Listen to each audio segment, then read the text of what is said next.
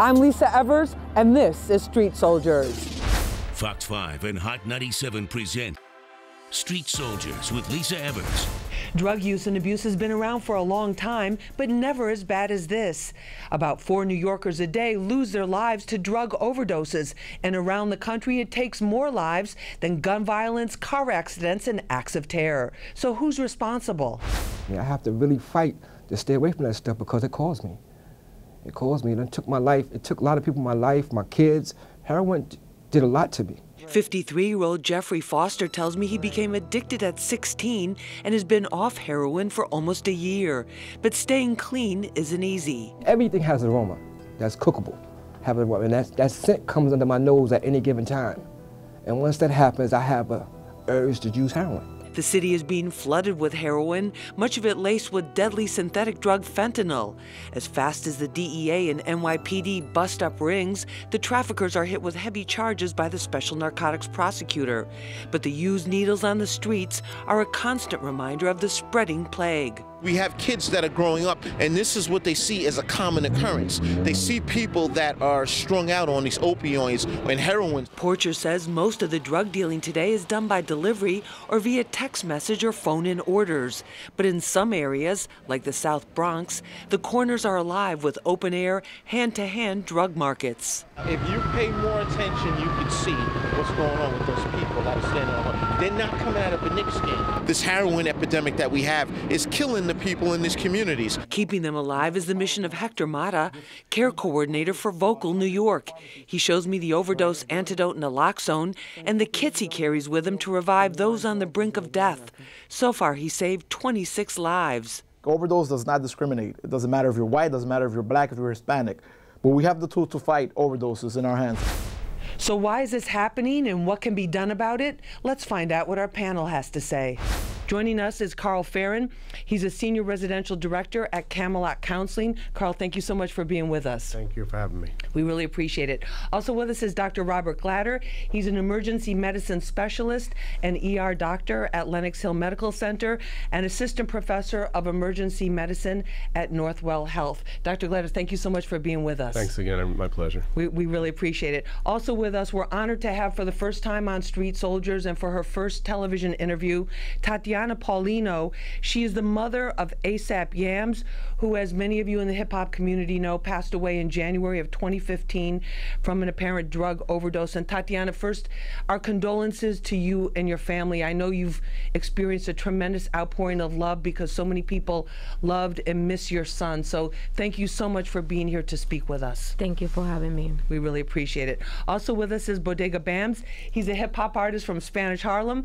You've seen him featured in a lot of places. I'll mention just a few. Rolling Stone, Vice, the New York Times, and he's founder of the Tan Boys, a collective of Hispanic MCs.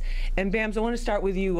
When Yams passed, a lot of people were surprised by this because everything was moving along. His career was, on the up and up. He had helped so many people get their careers going and had made such a strong impact, and people were really shocked. How did you hear about it? Oh man, it was I got a call in the morning. It was crazy. I was laying in my bed. It was early in the morning, like 7:30 in the morning. I got a call in the morning saying, "Yo, Yams died?" And immediately I went on Twitter. Like, that's how crazy it was, because I wanted to see what was I was like, it was something out of nowhere. So when I went on Twitter and I seen everybody saying it, then that's when I started making calls, like, what really happened, whatever. But yeah, it was crazy, man, like, to get that call, like, it was crazy. Tatiana, tell us about your son, and our condolences again to you and your family. What have these past? It's been a little bit over 2 years. What has this been like for you? Oh, it's been crazy being without my son. I just focused myself to have the foundation on his name, which is to help those kids outside to from drugs, missing drugs. That's the killing of kids outside. And did this open your eyes in a new way to how big the problem is? Yes. I didn't know at the beginning how big it was, but then I realized missing drugs is really bad. It's not like before. It's an epidemic proportion. And I think Dr. Glatter can explain that for us too. You're seeing it. You're an emergency medicine specialist. You're in the ER there. The number of people going to the ER for drug overdoses has been increasing, hasn't it? It has been, and it's it's something that started many years ago, and it's been building and building, and it's something so serious. And you read about it in the media, you hear about it, but I experience this firsthand, and I see the pain that it causes for families, and it's devastating. I can't count on it's just countless numbers of families that have experienced such pain, and my heart goes out to them. And we have to look at addiction in many different ways, and there's so many facets to it. There's so many aspects of how this epidemic started. There's no one single person or entity to blame, but there are many causes. Part of it started as how we interpret pain as doctors and as healthcare providers, and it became very important to stress the reduction of pain, and because of that we tried to address it. But unfortunately, it had some untoward effects, is what you're seeing, of over-prescribing and not prescribing for the right reasons. And this is very difficult to, as doctors and nurses, and to face this, but this is something that happened and very painful to deal with. And the pill, go ahead, I'm sorry. I don't think this is epidemic. I think that's been going on for a long time.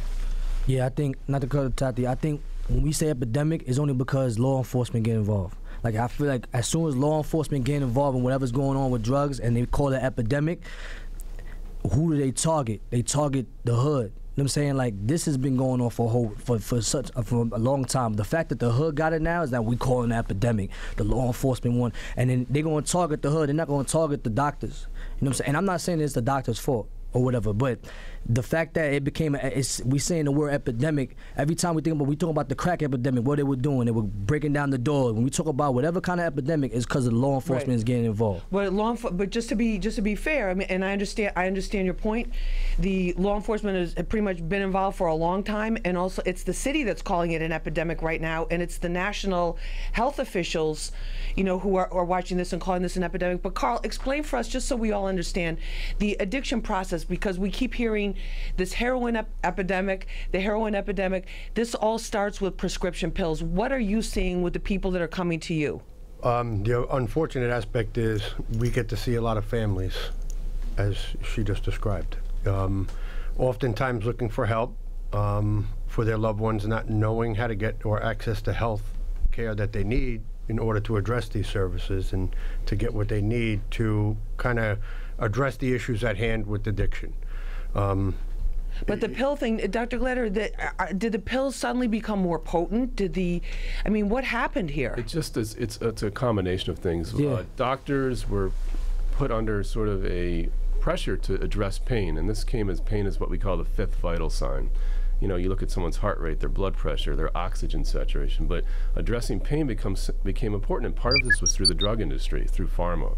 They wanted to see this as a way to expand their profits and indications, and so there was a huge campaign for OxyContin. This is time-released oxycodone to be marketed and formulated in the late 90s. And they targeted doctors. Unfortunately, this is a very dangerous thing. And if we weren't addressing pain and weren't using certain medications to address the pain, then they were targeting healthcare professionals. And this is serious because we want to do the best thing for people, to take care of them. And sometimes doing what we think is best is withholding certain meds. But there was pressure, outward pressure to start prescribing. And this is something that is now being talked about that in the late 90s to early 2000s wasn't, and something that at least it's out in the open, and we're talking about it now. And I want to talk about also with our panel the addiction process, because a lot of people have no problem taking a pill, and then they say, I would never use a needle, I would never do heroin, have no problem taking a pill. But we're going to talk about that connection when we come back. This is Street Soldiers. I'm your host, Lisa Evers. I feel like as artists, you know what I'm saying, we become role models and we don't realize how important we are to these kids.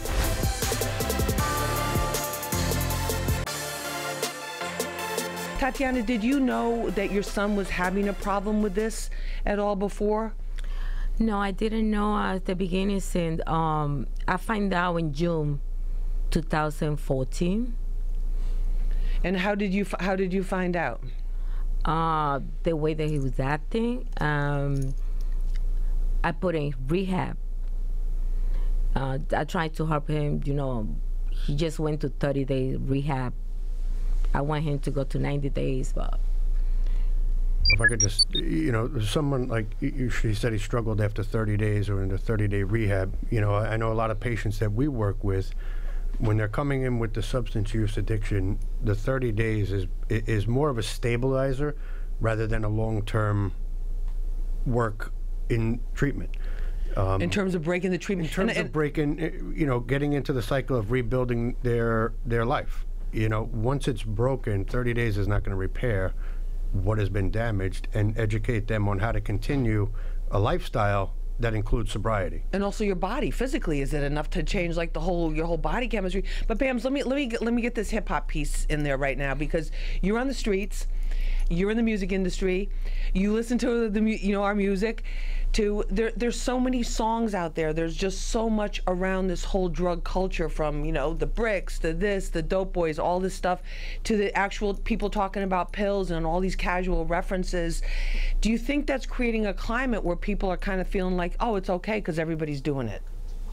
Definitely, but I think most artists, we not here to demonize. We not here to tell people, like, to judge. Like, I think the main thing is what's going on is the combination. And I feel like not only artists, just humans, like, we have to raise the awareness that once you start combining different drugs, this is when the overdose, like I said, overdose danger increases. It increases, like, like I said, like, it's just a combo of stuff. That's what Dr. Gladder, what about the mixing? Because let me just put out the whole menu here of the drugs that we hear about commonly.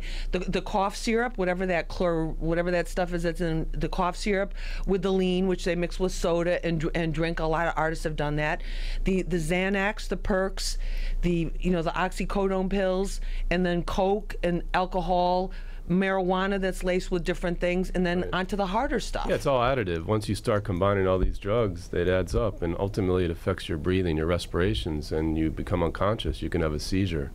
And then when you seize, you don't have oxygen to the brain, and then that's brain damage, and ultimately this leads to brain death. It's devastating. We see people who come in with these mixed overdoses, and often it's with Valium or Xanax mixed with Percocet, and obviously there's a lot of mental health issues underlying this, and that's an important point to bring out, that untreated depression or people self-medicating.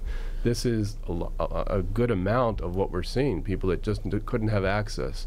They started getting hooked on heroin. They couldn't, or actually they were hooked on pills first, Percocet or Vicodin, and then they couldn't get that, and it was expensive, and they went to street drugs, heroin. Or even fentanyl-laced heroin, which is very dangerous. And so this is what we're seeing, the progression. People who are, have jobs, that have families, that can't get these pills, and that start using heroin. It is very common. We see this all the time.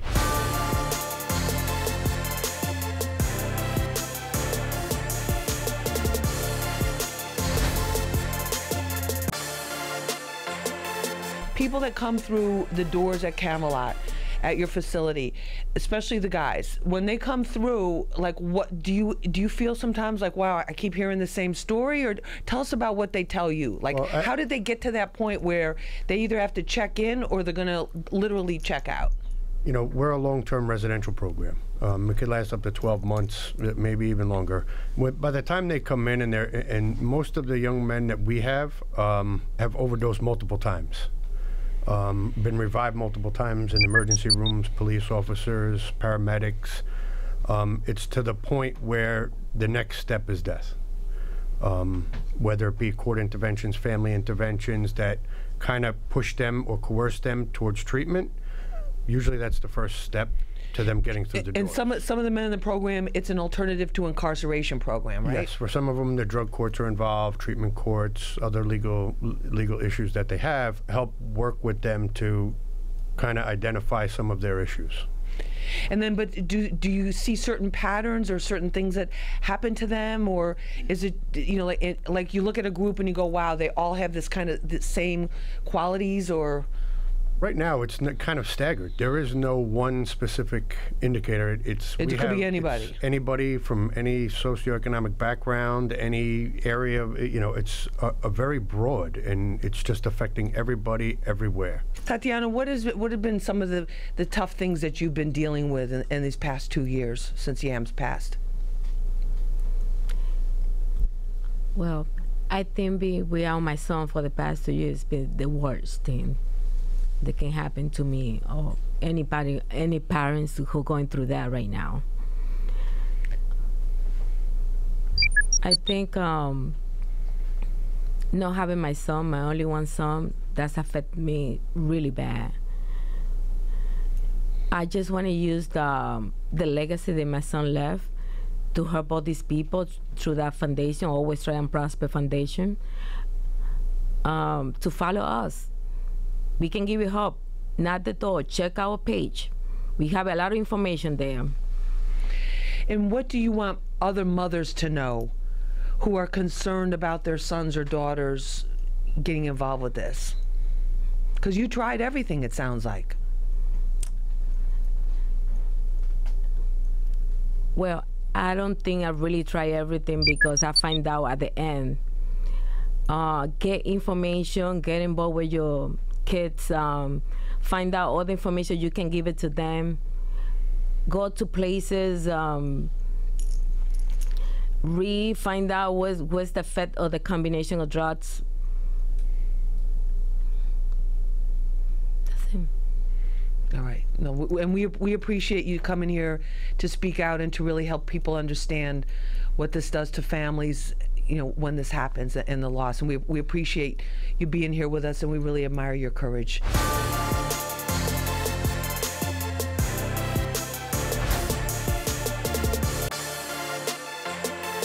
Bams, we're going to give you the last word on this. What do you think? What do you want people in the hip hop community to be doing about this? Or what awareness do you want people to have now? I mean, you know, as hip hop artists, man, you should care about your fans. You know what I'm saying? Like, you should definitely care about the kind of message you're giving out. I feel like as artists, you know what I'm saying, we become role models and we don't realize how important we are to these kids. And I feel like every artist has to go through an evolution. Like, we all come from the dirt, we all come from negativity, especially from the streets. Like, the objective is, once you reach that certain success, is to evolve, is to become a teacher. You know what I'm saying? Like, you come in as a worker and you become the teacher. So I just feel like, if a rapper cares about his fans, man, you know, you would care about if your fan lives or dies, and you would definitely care about if your fan lives or dies by your message. So I mean, I can't really speak for, you know, other rappers, but I could just, you know, myself, like, my content has to change, you know what I'm saying, because I want to be a role model to these kids, and like I want to give the opportunity to a fan to, like, choose what you want to do. Like, I'm gonna give you the dirt, I'm gonna give you the dark, I'm gonna give you everything that happens to what if you do bad, and I'm also gonna give you everything that happens that you do good. Like, I don't discriminate both sides, you know what I'm saying? Because, like I said, I came from the hood. You want to show the real picture. You just gotta show the real picture, and not just glamorize it. And exactly, like, so, you know, I feel like in this game, like, you just gotta look at who's real and who's fake. You know what I'm saying? Who's really doing it just to do it to be cool? Who's really doing it because they got problems? Like I said, a lot of people get into this pill thing because they start off because they want to be cool, and then it becomes an addiction. A lot of people are doing it because they really have problems, and you can't, like, the people who really have problems, like, they have to do that, you know what I'm saying? So I feel like we have to just, you know the difference between the two, you know what I'm saying? But like I said, you know, if you care about your fans. So you're going to change your music as a result of this? I mean, not change my music as far as, like, content. You know what I'm saying? Like I said, I came in, like, when I came in as a worker. I came in with the mentality as a worker. This is why I gotta do the work. I gotta do this. I gotta take. Like, I've evolved. You know what I'm saying, my music is evolving. So I feel like my message has to be more positive opposed to being negative. I came in on a negative note. You know what I'm saying? Like, so I feel like once you evolve, you gotta turn it to positive, and that's all. You know. And that's a great note to end on. Thank you so much. I want to thank our amazing panel for being with us for this episode of Street Soldiers. Carl Farron from Camelot Counseling, Dr. Robert Glatter, emergency medicine specialist, Tatiana Paulina. Thank you so much for sharing your story and for the work that you're trying to do to save other lives. We really appreciate it, and thank you for being with us. Also, and big thank you to Bodega Bams. Thank you so much. And remember, use your mind. It's your best weapon. I hope it's your only weapon. I'm Lisa Evers. Let's push for peace.